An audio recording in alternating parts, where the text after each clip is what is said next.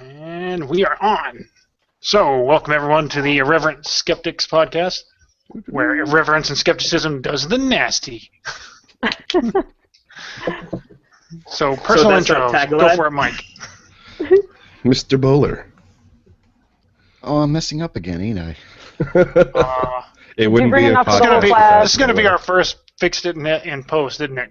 I was going to say, we don't fix in post. Maybe we need to start that. We'll try this one more time. So I'll do the intro, and then just, Mike, you go right into it. So what am I the order on that list is Mike Bowler, Mike McElroy, Erno, Carlton, Dumbass, who's not here, Brandy, and then me. Hold on. All right, so I'm confused. After I do the intro, you just introduce yourself. Who am I after? All right. Where am I? Who am I? Everybody look at the document in the chat. Oh, okay. Yeah. Pull that up. That will tell you what order you're in. Hang on. Oh, cool. I was just going to remember what you said. Okay. I see everybody. Now I see everybody's like. No need for all that. Seeing that. Okay. All right. Here we go. I'm gonna try it again. God damn it. Take two. I feel bad. Right. Oh. Welcome to Irreverent Skeptics, where irreverence and skepticism does the nasty. Oh, yeah. He's Mike Bowler. Yeah, I'm Mike Bowler. No way. I'm the other Mike. I'm Erno. Carlton. Carlton. Elbow. What? Carlton. What? Oh, God, this is not working. Oh, well, okay. No. Okay. Hi, I'm Carlton. Okay. Hi, I'm Carlton. We're going to watch John's head explode. I'm Brandy. I'm John, and I've had enough of this shit. It's already set up. So that's our show. Thank you for listening. Welcome to the show. Today we're talking about cryptozoology. But before we talk about that, I want to ask Mike Bowler about what's coming up next on the Skeptic's Guide to Conspiracy and the Bitch Spot Report. There you go. Well, for the Skeptic's Guide to Conspiracy, it's going to be my year-end. I'm going to do a big wrap-up, all the fun conspiracies over the past year and some of the stuff I covered. Just kind of, just try to be lazy a little bit and so I can get a show together. The Bitch Spot, we're trying to... we're going to do a Christmas show, and then we're also looking for year-end resolutions. If you're anyone interested, record a 30 to 60-second little, skeptical year-end resolution, and we'll try to put it on the air. My year-end resolution is 1920 by 1080. Okay. Oh, that reminds me, I heard that, and I was going to... Can I be IMAX? Oh, I'm sorry, you're IMAX. I was going to send one in about the podcast to get the website and podcast published next year, yes. So I will make sure and do that. Yeah. Dumbass isn't here, or I would ask Dumbass about what's coming up on the Dumbass Guide to Knowledge and the Dumbass Review videocast. But now that I've mentioned those, go look for those if you have a chance. Dumbass may join us later. Carlton, who has a Hangout series. Carlton, what's coming up on your Hangout series? Well, I'm not prepared because I thought Dumbass was going to take a little bit longer. Actually, I'm the one, like Tom on this show. I'm the one that doesn't prepare, doesn't show up on time. I am Tom. Oh, there's not just one of those. you got company. We are more Tom and Cecil.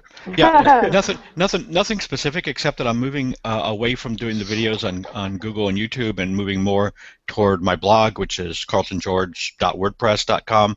So a lot of the articles are appearing there and the videos are there, and we're trying to ramp up viewers and commenters more specifically. And so for next week, Brandy has agreed to send me one of her home videos, which I can post on the blog that she promises will draw a lot more viewers in than I currently have. So I'm looking forward to that, guys. You guys all look forward to that. Brandy from home next week. That's right. I think I will blog it. I think it's what I agreed to. But anyway, we'll see about that, right? And to take a moment and talk about the Irreverent Skeptics podcast, which we're now officially calling the podcast. At the beginning of 2014, we hope to get all this organized and published. We've got irreverentskeptics.com now, which you can check out. Little bios about each of us are forthcoming, and content. You stream the videos for the Hangouts and download the episodes of this. Carlton, if you are interested, would love to link your blog to your profile on irreverentskeptics.com because we need good content on there. That's fine with me. That works. Thank you. Marvelous. Excellent. And we have our email up there too, so you can send death threats, hate mail, praise, whatever. That's right. Is it feedback at irreverentskeptics.com, I believe it is? Right. Excellent. Yeah.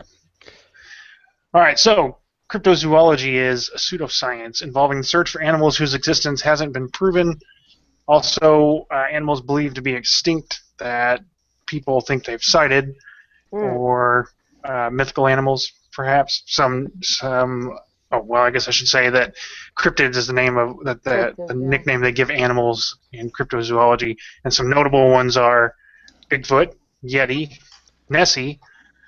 Before 1912, apparently, I just learned this today, the Komodo dragon was thought to be a mythological creature. Wow. I still think it Krakens. is. That thing is scary Right. as heck.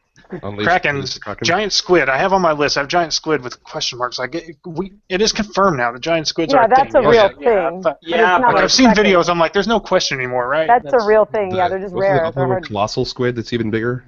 Yeah, Yeah. I don't think it's one of those squids they show in like pirate movies that drag ships. Right, the Kraken. Oh, that's the is Kraken, yeah. Yeah, that's Yeah. huge thing, but the giant squid is a real thing for sure. my personal favorite cryptid is El Chupacabra. Oh Yes. yeah. I can't tell you why that's my favorite, other than I just love that name, Chupacabra. I love that thylacine. Oh, that's cool. Thylacine. Also, There's a video Mothman. of that though, a real video.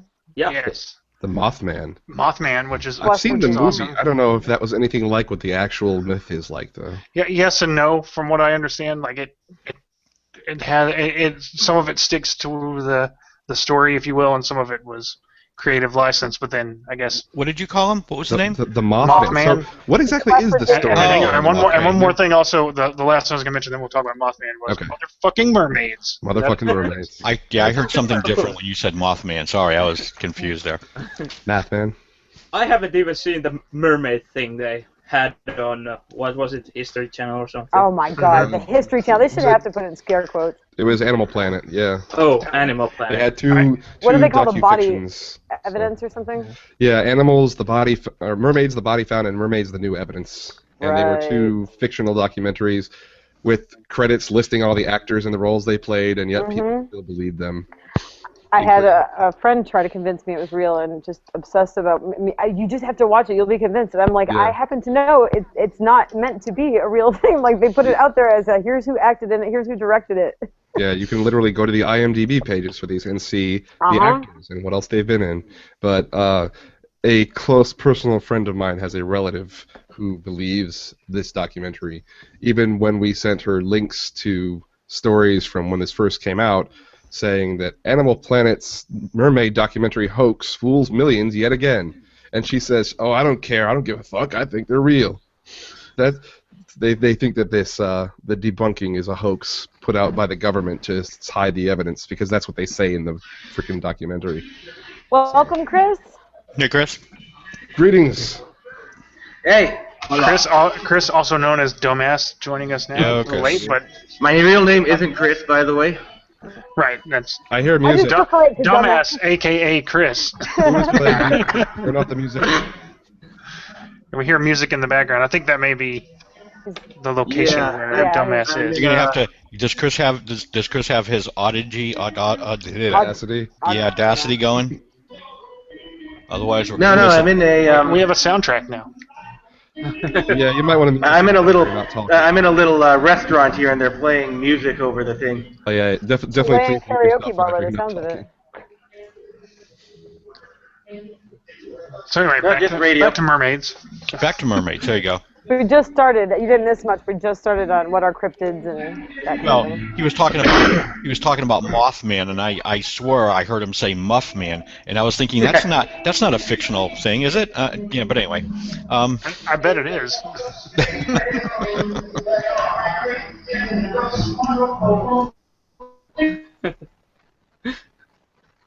Okay. Okay.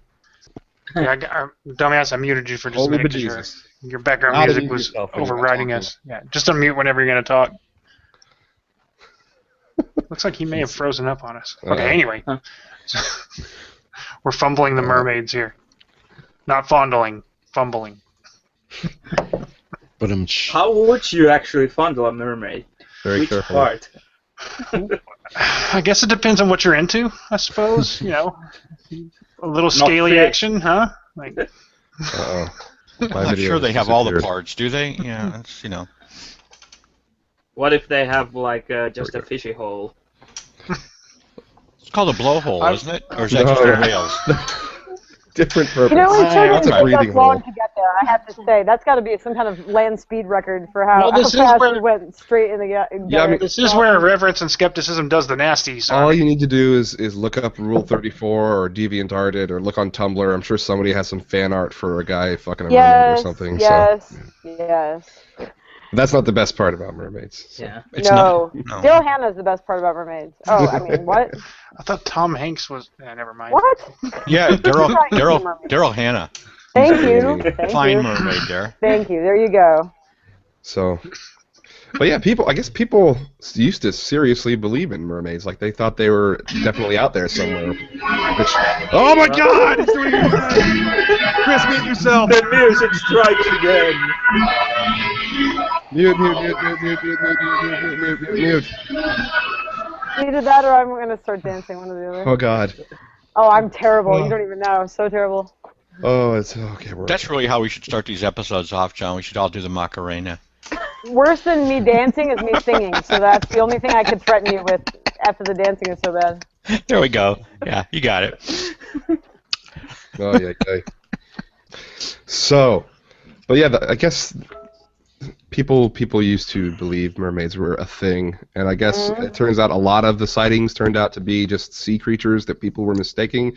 All these, I mean, that's the theory I've heard. But you look at things like a dugong or a manatee, and it's kind of hard to imagine that a sailor would confuse them for a beautiful woman with a fish's tail sitting on a rock somewhere. You've never been at sea for a prolonged period, have you? Not that long.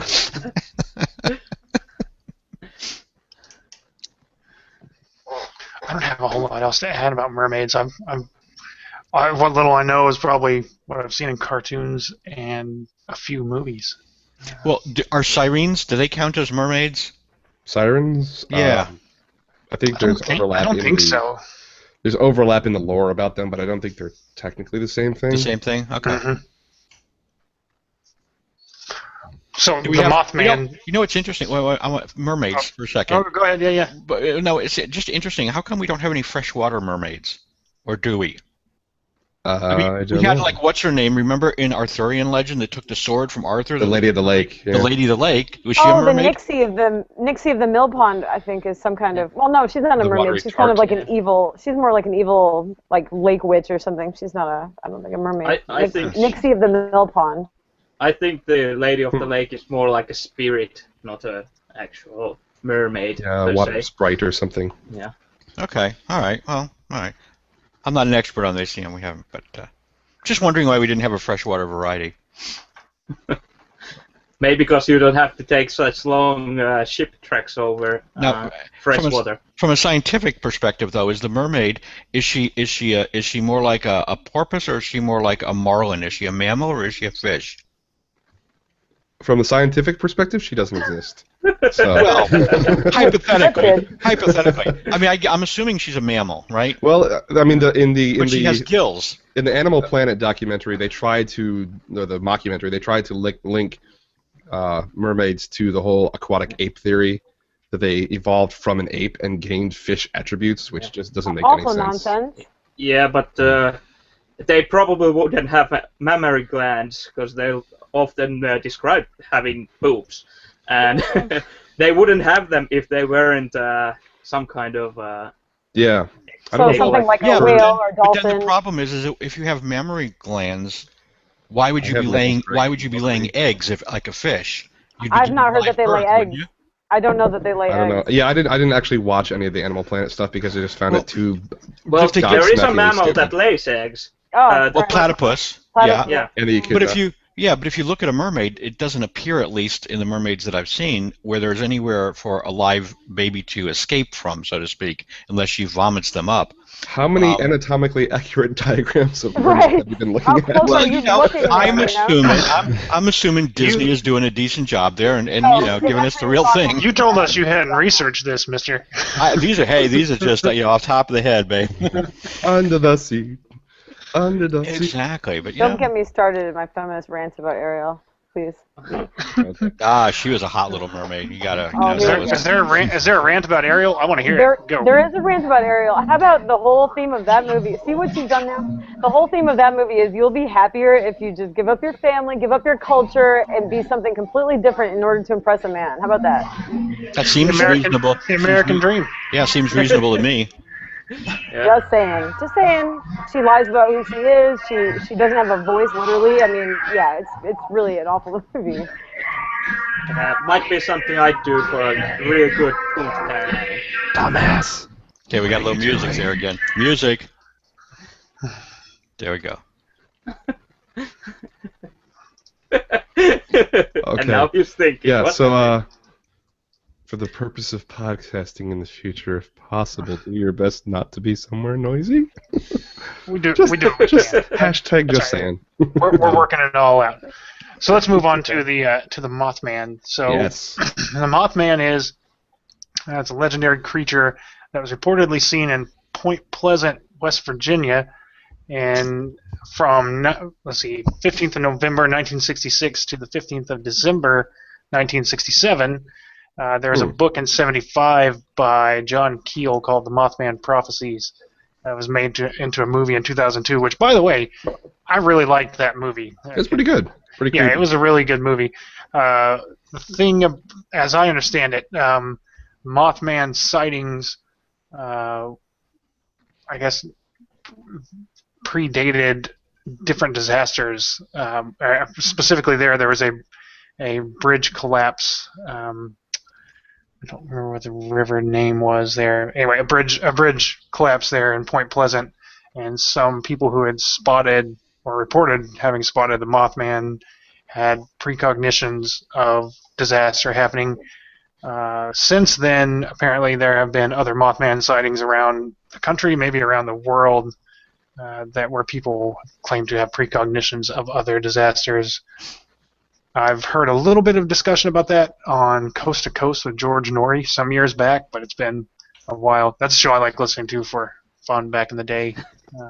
It was always on way too late for me, so I'd either just happen to be up really late one night, or I'd catch a recording of it, or download an episode or something. That's all I know about Mothman, really. The rest of the info I have about it is basically things I've seen in movies or just hearsay. Yeah, in the movie version, I guess he was almost like a being of energy who could see everything that was near, I don't know, electrical fields or whatever, and he could watch you in your room when you were hiding things under the bed and tell you what you'd hidden. It was really weird. So. Yeah, I think someone claimed that the Mothman was some sort of alien or traveler from the future who had come specifically to warn us about great disasters like a bridge collapsing. Didn't do a very good job of it. Yeah, kind of late arrival. Yeah. Maybe it's Jeebus. A skeptic, Joe Nickel, who Brandy noted investigated it in person from afar, said that a number of hoaxes followed the publicity generated by the original reports. Hey, is this any better? That is much better. Yeah. Yeah. Excellent. A little bit. So apparently, construction workers tying flashlights to helium balloons, misidentified planes and sightings of owls with glowing eyes. I guess light being reflected in the eyes of the owls. People mistaking that for a Mothman. I suppose. There's a statue to the Mothman, a stainless steel statue of the Mothman in Point Pleasant, West Virginia, which now I think I'm going to have to take a trip to go see that because it's not far from where I'll be moving soon. It's very near here, and they've actually begun sort of a tourist industry. It's sort of like Area 51 or any of those places, or Roswell. they have a festival every year and food, and it's become a local thing to go do. That's pretty much what they did with Nessie too. Mhm.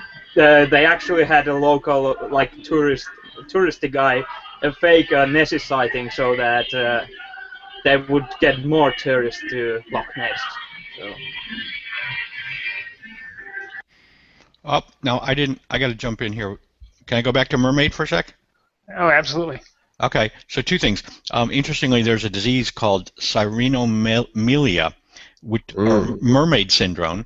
It's a congenital disorder in which children are born with their legs fused together and small genitalia. That was just a side note. And they look like they have one big long flipper instead of legs. Yeah. Here you go. But now here's the other one. It says mermaids have, I'm reading Wikipedia here, it says mermaids have also been described to be able to swim up rivers to freshwater lakes. Yes. In one story, the Laird of Lornty went to aid a woman he thought was drowning in a lake near his house. And Christopher Columbus also reported seeing mermaids, which was another little side. Oh boy. Mr. Apocalyptic Predictions. Yeah. But it really doesn't make much sense that they could go from freshwater to saltwater, because that's, for most animals, I suppose, that's pretty dangerous. It's kind of a death sentence, yeah. Yeah, Blackbeard the pirate also made his crew veer away from areas that he believed had mermaids in them. What? Wow. He was afraid of man-eating mermaids? Yeah, it says Blackbeard English pirate records indicate that he instructed his crew on several voyages to steer away from charted waters, which he called enchanted, for fear of merfolk or mermaids. Oh dear! Which he recorded. Merfolk and mermaids. Merfolk. During World War II, 1943, Japanese soldiers saw several mermaids on the shores of Key Islands.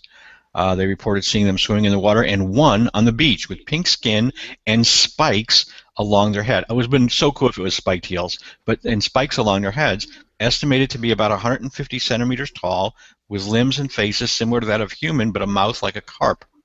Yeah. I probably have a relevant experience to that. Probably. You've been dating somebody that has a mouth thin like. Go on. Yeah. Since I'm a military man, I suppose I should explain this. They probably have been awake for a really long time. I was up for 3 days because of combat exercise. So I was seeing all kinds of things, and I was a Marine, so we were on an island, pretty much isolated, for like 3 days without sleep. So I saw boats running on ground. I saw like really tall women dancing in the at nighttime. It's totally dark. I see strange women dancing in the forest, like really, really tall. So I was just so sleep deprived, hungry, and annoyed, cold, wet, that I saw all kinds of things. And that was non-combat situation. They were probably hyper aware when they were in actual combat. And you dismissed them out of hand, and you probably missed the best party of your life. You gotta wonder how many people have ended up accidentally being shot because of situations like that, where you're in some highly sleep-deprived situation. Well, and here's weird. Correct my geography here, guys. Isn't Poland landlocked? I don't think so. The country of Poland? Poland has on the Baltic. It's on the Baltic Sea. Oh, they do have. Okay, all right, fine. Because they have there's a mermaid in their coat of arms of Warsaw, and it's considered a protector of Warsaw. Which maybe it's a sky mermaid. I don't know. Yeah. So we've spent about half an hour now. I'm sorry, no more. Okay, John Sleep asked us in Q&A about what about merman, and there are a number of sightings of mermans. I guess they just don't make the exciting cut and the lore and mythology of it. I suppose that's because most seafarers are men. Well, used to be men, so it's more logical from them to see mere females than mere men. But of course, now we've got this stereotype of the gay people in the Navy, so you know. Well, I was gonna say again, depends how long they've been at sea, you know. Thank you, village people. There's a whole lot of seamen everywhere. Oh, don't even go there. Oh boy. So anyway, moving on. We'll talk about Chupacabra for a minute, which is my favorite cryptid. I need to go to bed. Chupacabra is a legendary cryptid in the Americas. It's the Spanish words chuper and cabra, which is chuper to suck and goat. So it's a goat sucker. Your accent is wonderful, by the way. Yeah, thank you. It's very honky, isn't it? So the name comes from the myth that Chupacabra would attack and drain the blood of livestock, especially goats, obviously. Physical descriptions vary of the Chupacabra. All the ones I tend to hear, or the majority of ones I tend to hear, are pretty much of a mangy dog. That's and the pictures that you tend to see tend to look like someone will snap a picture. Oh, I got a Chupacabra, and that's what it tends to look like—a dog that has some sort of mange or some other skin disease, perhaps, that has caused it to lose a lot of hair. The thing, though, that I was listening to Monster Talk, which is another fantastic podcast, and they had a whole episode on the Chupacabra, and what they found out is that the Chupacabra, like you're talking about the one thing with the mangy-looking dog, there is no agreement on what the Chupacabra is supposed to look like. Like, this is kind of a boogeyman sort of thing, where people just use the term to apply to all sorts of different things. So recently, people have said, oh, this might be a Chupacabra, when you see like a weird-looking coyote with mange or something like that. But in the past, it's applied to all sorts of things. Like, there have been flying Chupacabras. There have been Chupacabras that were humanoid. I mean, it's just this blanket term for all sorts of... I think it's actually originally from Puerto Rico or something. And it's not that old. And one great thing about it is, it was in 1995 was the first report of Chupacabra, which maybe that's why it's my favorite, because I was around when it first made the news, if you will. I probably saw it on the U.S. News or whatever that is. The same one that has Bat Boy and whatever else. Oh yeah, Weekly World News. Weekly World News. God bless their soul. Yeah. And I think it's like the original is walking on 2 feet and basically huge round eyes, like alien-like. Not unlike the Texan version of the goat sucker, which is a dog-like, like naked dog-like thing. Yeah, like the X-Files even had an episode that focused on the Chupacabra, and it was a person. So it was a person with like weird mutations and stuff. So that was in the cultural zeitgeist at some point, that it wasn't just these dog things that we are seeing now. What was that other thing in the Southwest that was like, it's like a rabbit and something else, or a jackrabbit? Oh, the jackalope or whatever. The jackalope. There you go. Yes. A rabbit with antlers. I don't know if this will derail us, but I wanted to ask Erno: is there anything region specific? Like, do you have your own local cryptid specific to your culture and your geography? I actually tried to look for anything, like even a cryptozoological group here. Yeah. And I came up with nothing. What about the legends, though, like fairies and leprechauns? And do you have stuff like that? Yeah, the forest used to be full of trolls and elves and elves and dwarves and everything, but somehow we can't find them anymore. But that is so cool. Those legends are really cool, though. But yeah, there's actually like these small fairy-like creatures, basically elves, like not Tolkien-like elves, but they used to live everywhere.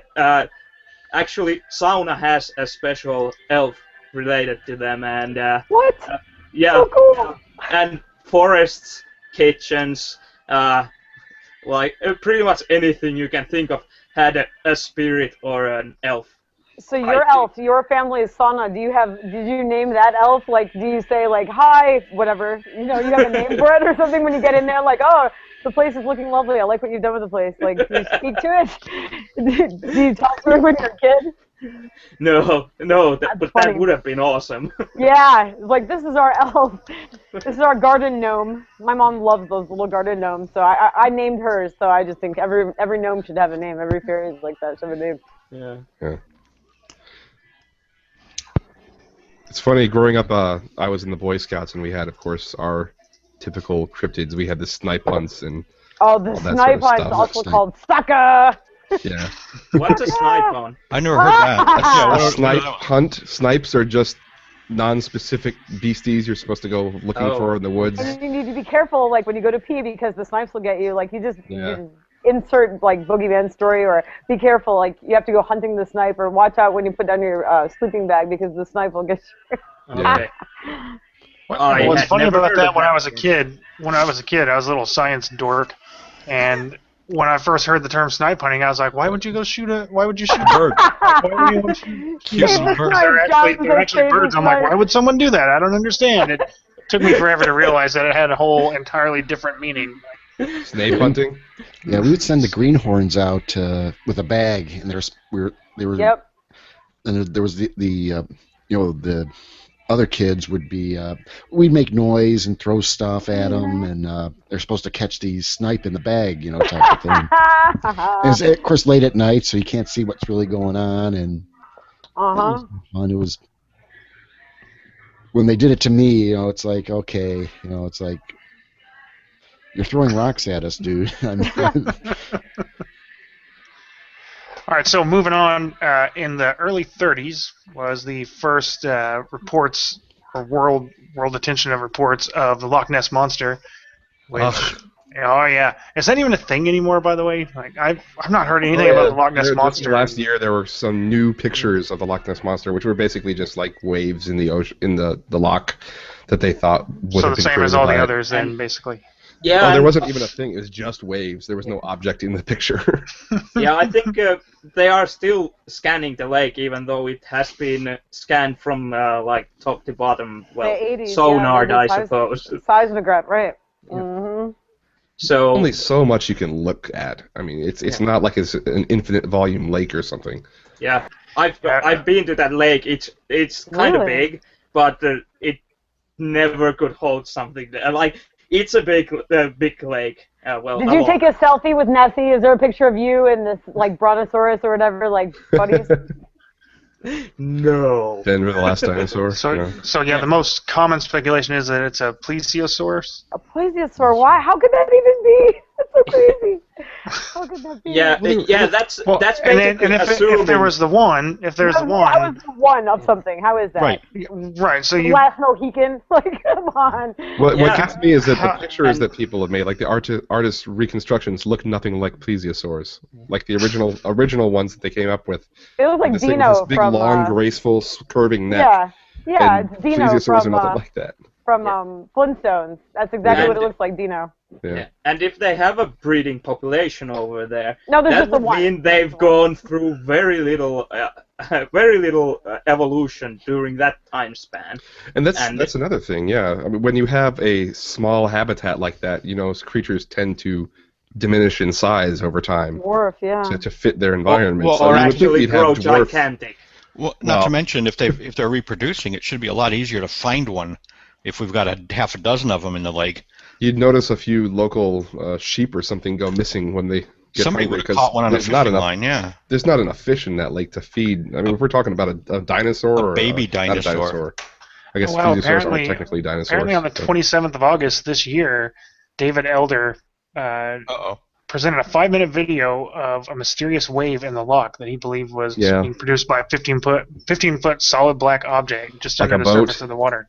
A boat or a number of other things, I suppose. A little mini sub, yeah. But it was I have not seen the video. I will have to see if I can find that. But what I saw at the lake, I'll post it up on our show notes as well. What I saw at the lake pretty much proves that they're making a killing off of Nessie. Yeah, exactly. It's Nessie everything. Nessie this, Nessie that. Whenever you have a cryptid that's localized like this, I mean, you definitely have the local community is going to be milking it for every dollar they can. It's a big tourist attraction, so that makes sense. Yeah, I don't even know what city is Loch Ness even in. Does anyone know? There's like a few smaller towns, but the big city close by is Inverness. Okay. My mom's from Oregon. I don't know how and you're supposed to pronounce it. They do the Bigfoot thing there as like a touristy thing. You can book tours and go out in the woods and try to find them, and it's just ridiculous. But yeah, Bigfoot is something they have commodified. The Loch Ness has kind of been exported to other locations too, because like Lake Champlain I don't know exactly where that is. It's Champy. somewhere near me. They have Champy. Oh. Yeah, it's another Loch Ness thing, but it's they call it Champy. Yeah, Well, yeah, that's no. where When she we goes in the yes, summertime. when we were in That's what Vermont, Champy when we lived in Vermont, you reminded me. Yeah, right off of Burlington, Vermont, there on the lake is Champy. She's there. That's one of their sports teams. Yeah. That's hilarious. So speaking of Bigfoot, the Monster Hunters, I believe, is the name of the show. Is that right?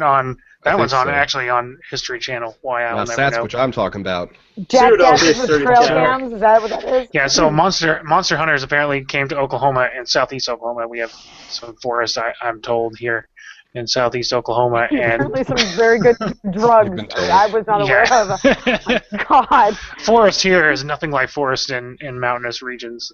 Anyway, Monster Hunters was here and did however long, some time they spent here searching for Bigfoot, and of course found, same thing they always find, which is nothing. Yeah. There was a kid I encountered on Facebook who posted to, I think it was actually to the Monster Talk podcast page, videos that he'd taken that he was claiming were videos of Bigfoot. Like he was driving along in his car and just recording out the window, and there's nothing there, and yet he says, here's proof positive of Bigfoot. So the fans are even worse than the actual hunters themselves. They think they're seeing random blurry brown objects and that it must be Bigfoot. Because what else could it be? Deer, bear? Nah. Speaking of monster hunters and Finland, we have a shit ton of forests that pretty much just grow and grow, and they are linked to the Siberian forests, the Russian big, huge forests in Russia. They are pretty much linked. And somehow we don't have monster hunters. That's like a place you're supposed to go if you're looking for trolls or something. That just doesn't make any sense. We don't have any group. We have to have some groups, but no, I couldn't find any. No. And people have tried to connect different similar beasties, like the Yeti and then the abominable snowman. I guess they aren't supposed to be exactly the same concept, but in popular media they're often depicted as the same sort of thing. It's just big, hulking, humanoid, furry monster thing with big sharp teeth and claws and everything. But, A big friendly primate. yeah. Harry Was and it Harry and the Hendersons? Yep. And most famously in 1967, Roger Patterson and Robert Bob Gimlin released what's now known as the Patterson-Gimlin film, which is like there's a clip from that, which is probably the most well-known video clip of Bigfoot walking. I think it's been pretty conclusively judged at this point that it was a hoax of someone in an ape suit. Yeah, there was this guy, what was his name, Bob Hieronymus, I think, or something like that. He claims to have been the guy in the suit, right? And like they tried to recreate a suit similar to that and put him in it and get him to walk and record it, and it looked pretty similar. But what's funny about that video is people talk about how they analyze this tiny little like 10, 15-second clip through the finest microscope they can. But what you always find out is that what they're analyzing is this zoomed-in portion of the original video, which just deforms all the shapes of everything. And they say that this beast walks in a way that no human being could. When really, all you have to do is walk with a funny gait, and you look just like it. So. Yeah, and another thing is that I don't think they have the rest of the tape. You just have the small clip, like the authors of the tape have claimed that it was lost somewhere at some point. The actual parts, because if you'd be filming a documentary in a forest, you probably have something before it and something after it, and that's not something they have. In 2002, Philip Morris of Morris Costumes claimed that he made the costume that was used in the Patterson-Gimlin film. Yeah. I always thought it was Gimli, which made me laugh because of the dwarf. No one tosses a dwarf. Here's a link out here. Here was a Norwegian monster hunter. It's from Cryptomundo, and apparently he recently passed away. But his name was Eric Natterud, a retired TG. Yep, Norwegian cryptozoologist, sea serpent investigator, and researcher on cryptid hairy hominids. He kind of not for nothing, but he kind of looks like a Bigfoot. I don't know. Oh, there you go. There's his link. There he is. Oh, that's an ad hominem. It's a non-hominid. Very funny. Very good. So from cryptozoonews.com, the top cryptozoology stories of 2013. There's 10 cryptozoology stories. Apparently a new tapir was discovered. And the intro to this says the remarkable confirmation of the largest land mammal since the discovery of the Saula, I think that's how it's pronounced, in 1992. Huh. And the first new tapir to be found since 1865 was certainly big news. Isn't a tapir a rodent? Isn't that right? Yeah. That must be a typo. I kept It's reading like over that like, A no. tapir. Think of it like an oversized tapir, anteater. Yeah. It's got a funny nose. Every time I hear about one of those, I just remember the news story about the lady who got mauled by one in a zoo a few years back. I don't know why that always sticks in my head. By a tapir? Really? Yeah, it like tore her arm off. Holy crap! I gotta find this. I never heard this story. I think my mom was one who shared that with me some years ago.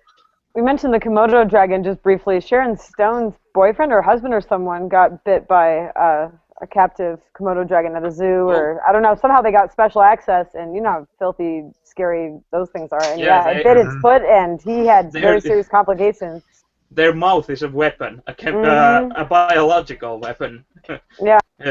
It's not poison. It's just like all kinds of filthy bacteria.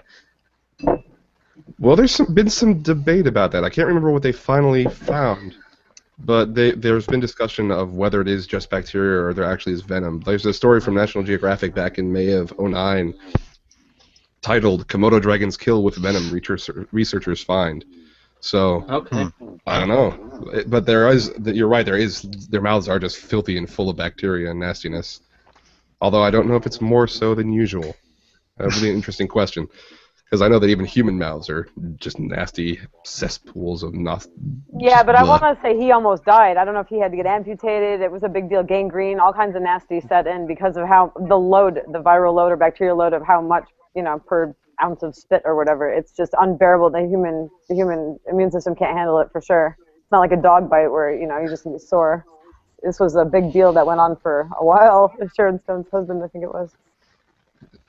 I'm just going to cut back to Bigfoot for a while. There's actually a movie called, I think it's called The Geek. I suppose that's another name for a Bigfoot. And that's a weird movie. It's like 40 minutes long, and it's pretty much just sex between a human, female, and a Sasquatch. Hot. So regarding Bigfoot, I think might have said this before, but it seems kind of strange to me that people are so passionate about it. When you think about it, if it's discovered, it's just like another variation on the gorilla or something. And how exciting is that, really? To have just another type of gorilla or whatever going about. The only thing that makes it kind of interesting is because they think it's undiscovered. There are some weird New Agey kind of people who try to say that it's like a spiritual messenger or it's a spiritual being from a transcendent plane, and that it's got all sorts of secrets to teach us about the universe. And really, come on, why? There's another group who claims it's a Gigantopithecus.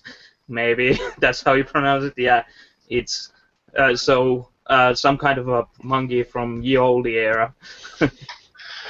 So on the rest of the cryptozoonews.com article, number 2 is an ancient snow bear discovered by a geneticist, Brian Sykes, who found two hair specimens that he said pointed to the discovery of a new surviving ancient brown bear. I've not heard anything else. I looked for a little more information about that. I didn't find anything really conclusive. Where was this? Which part of the world? Excuse me. That was in the western part of the Himalayas. There was samples taken from a supposed Yeti mummy in the Himalayas about 40 years ago. And did they compare its DNA to other known Yetis? I'm sure they did. I mean, that's you got to go through all those steps. You have to be thorough. So well, we know that the Himalayas are pretty really not all that populated. So number 3, which I've heard about this before, is the Little People sightings, which people have dubbed the Hobbits. I can hear you.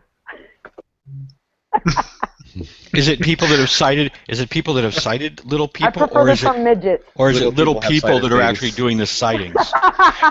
It's Homo flori. Oh, I'm gonna bone this Homo up. Floresiensis? Thank you. Yeah. The hobbits, air quotes, of I wonder Flores, if- Indonesia. You know, I'm wondering if the hobbits have their own internet somewhere there where they post sightings of humans, like blurry photos of people. They call them big feet. Well, this is supposed sightings of rangers patrolling the Waikambas National Park in Lampung, Sumatra. Reported sighting dozens of pygmies in a number of areas across the park. They were described as pygmies with dreadlocks, being only 20 inches tall and naked. Drugs. Sounds like a good mushroom trip to me. Yeah, man. Mm. Sounds like a K-hole gone wrong. Excuse me? I beg your pardon, sir. Okay. There's a number of others. There's the human Bigfoot sighting that ended up in somebody being shot. Where was that? Wasn't it in Oklahoma that they shot at each other hunting Bigfoot or Yeah, something? that was in my lovely state of Oh, Oklahoma. yeah. So. Yeah. Then there was some other guy who had a ghillie suit that kind of that snipers use, and Yeah, he the was big run green They over by dress a up like car. moss. Yeah. Oh my God. That's poor so guy. funny. So it's not even that Shooting. safe to fake a video of a Bigfoot. Nope. You know, Another story is throwing back yet again to Bigfoot. Idaho State professor Jeff Mulderm spent 2 weeks in the Russian Federation examining evidence of an Asian unknown hairy hominid. He got 17-inch footprint cast from the North Caucasus. Caucasus. Thank you. I don't know. I swear I I can can't- read people. I can can't read. I language. promise. You can read, Reading you is just can't fundamental. speak it. I can literate. I promise. I can literate. I don't. Literacy.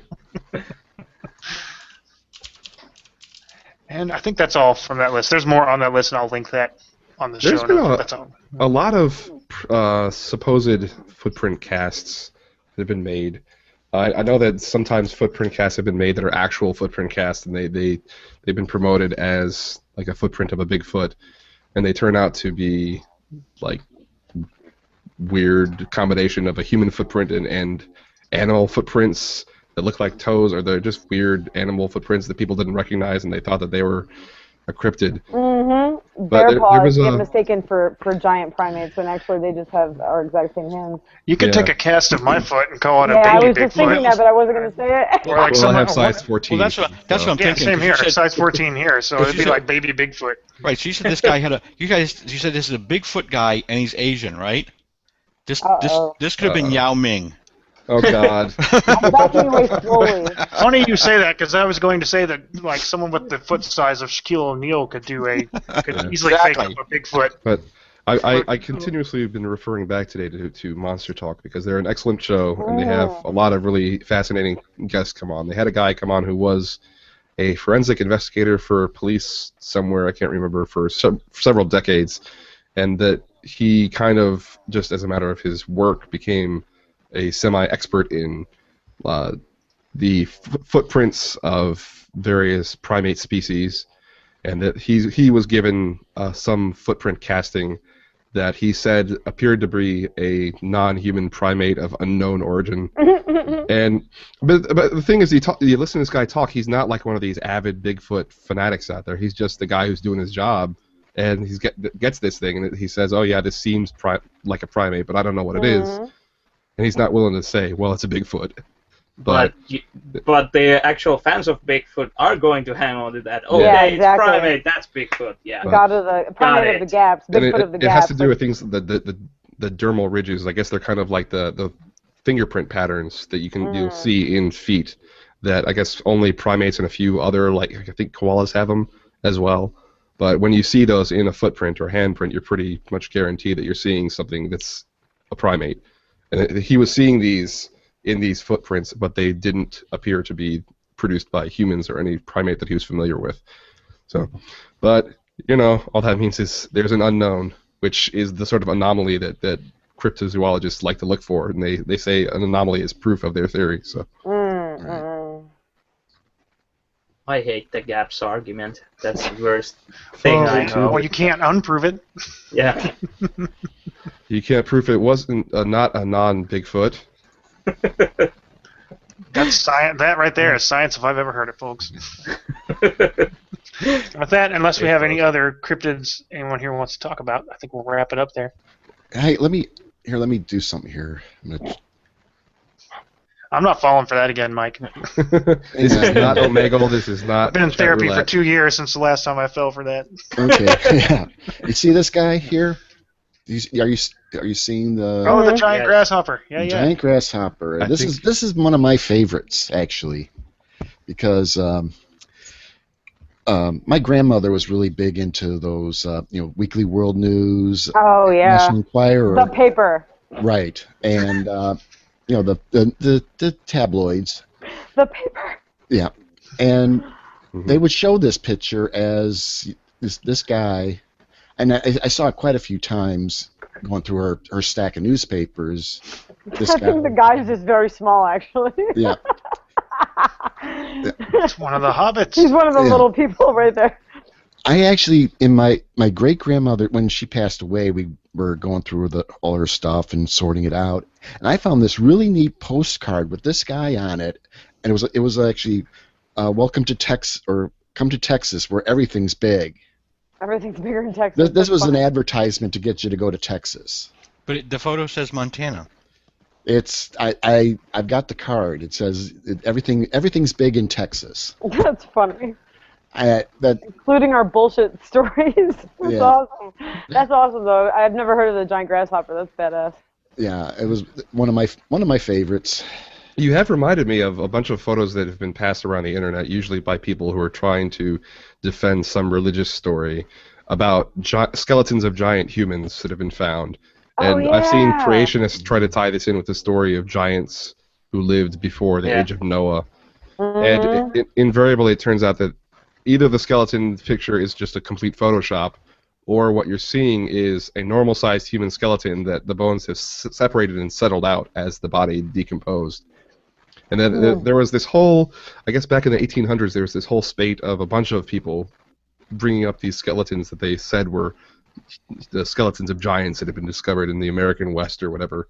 And it was invariably, there's certain measures in like the ratios of bone sizes that appear at different ages in a normal human development, and there's certain bones that should always be in specific ratios at specific points.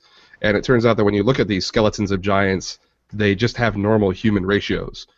So it's like if this was a person who was really growing at the normal rate, it would be somebody who was like, I don't know, they would have the same growth rate all through their life that they would have had until the age of like 10 years old.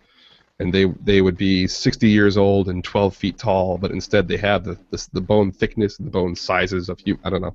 But that was another episode of Monster Talk where they talked about giants and why that doesn't work out. So they talked about these plaster or these models of giant skeletons. Mythical creature is the parrot. Oh, essentially. And they've been passed off as legitimate giant skeletons, but they turned out to be these fake skeletons that have been aged and buried underground to make them look like they'd been underground for years. And they definitely, if you're interested in cryptids, Monster Talk is something to check out. That's what and I thought Dumbass was adding something in there. I just wanted to say that my favorite mythical creature is the Paradoxitor. It only exists when you don't believe in it. Awesome. Well, now it exists. Wait, it doesn't. Now it does. No. Wait. No. Yeah. No. Shit. It's funny that you mentioned that because there's actually a new comic book that just started being published about not really superheroes, but like a band of heroes that are all atheists, and they're fighting what are supposed to be these creatures from various religions like angels and jinns and stuff like that, but it turns out they're just really interdimensional beings that are trying to feed off of people's faith. So like like Grimm when it came out. Very cool. Yeah. Post that in the show notes somewhere. I'm gonna want to read Yeah, that. definitely. Yeah, so their weapons only work if you're an atheist. That's so cool. Well, that's like remember that TV show. Remember Mystery Men? Remember with a guy that was it was invisible, but only when you weren't looking at him. Yeah. Yeah. I have a book I want to add to the show notes too. The Skeptic's Guide to the Paranormal. It's actually pretty good. It's sort of aimed at, I think, teenagers maybe, but it breaks down all kinds of different skeptical topics. And anyway, there are cryptids in the back, but mostly it's about other things like psychics and, how do we know spoon bending is nonsense and how does that work? And, just stuff like that. Oh. But anyway, we should add that to the show notes. Yeah, and, Excellent. and this one too. This one Abominable too. Science. Abominable Science, Yeah. All right, we'll do that. Comic I'm talking about Darius, is called wait a minute. Shot, I've gotta- Shoot let me- First. Hold And on, it's by I gotta. Justin Acklin and Nicholas Hold on. Daniel Selma. Excellent. Wait a minute. I got one more for you. I just want to get the link here. Give me 1 second. Here it is. Excellent journal. If you've not read it, it's called the Journal of Irreproducible Results. And it's a tongue-in-cheek, serious scientific journal where they go through what would appear to be very, very serious mathematical, scientific explanations for a whole variety of things, and it's all BS. But you actually have to have some sort of scientific literacy to be able to realize that they're pulling your leg. Neat. It's a lot of fun. I mean, they do it in serious, and some of the writers are really scientists. It's a great journal if you want a chance to look at that. Sounds like a lot of work to create that. It was. I mean, it is. Some of those are like 10-page articles with all this math and all this other stuff, but it's fun. It's a lot of fun. If you're in on the joke, I wouldn't understand the math enough to get the joke. Well, usually they explain it somewhere along down the lines, and then sometimes they just they're just taking you out for a ride. They'll come up with a very scientific sounding theory for why your socks always end up connected to a sock that it's not related to. Yeah. And they'll go through the sock. statistics and the mathematics of it, and they'll have this theory of physics of how the little balls of fabric get separated from the sock and then attached to or attracted to the other. It's actually really cool. That's intersock mixing, and it's only been legal for about 50 years now. I wouldn't just Vey. Right, on that totally inappropriate note. Yeah. Yeah. All right, very so thanks irreverent. everyone for having joined us today and listening and putting up with us. Everybody. Hooray. It Look was for fun. us again next week, and be sure to visit irreverentskeptics.com.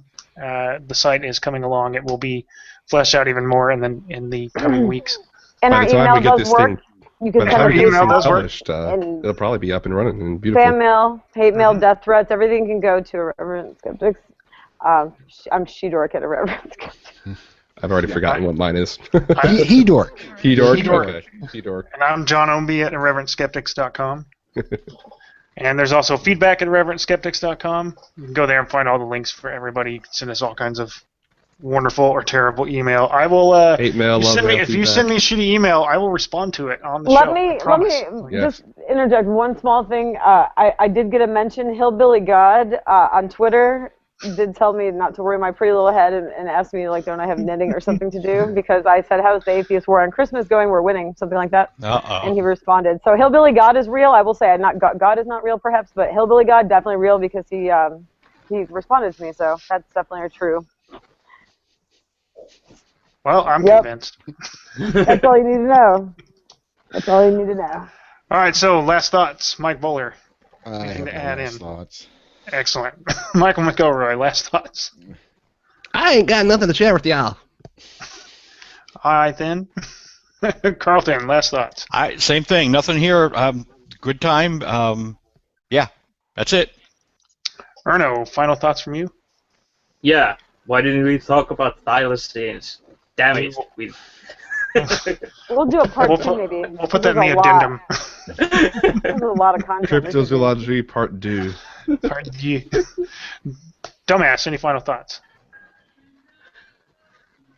Oh, I'm sorry. I was off thinking about mermaids. Aren't we all? Weren't we all? Nice. Yes. Are we offline? right. Off air? Brandy, final thoughts. Okay. Just that if we were to discover any of these cryptids to be real, it would not be a matter of cryptozoology. It would just be a matter of zoology. So there's that. It would cease to be a cryptid at that moment, and it would just be part of regular biology. That's it. My final thoughts is I'm pretty sure I saw a Yeti recently on a snowy night, but as it turns out, I was just walking naked in front of a mirror, and I'm that pale, so and a little hairy. And remember, my pants don't exist if you're not looking at them. That's right. Quantum pants.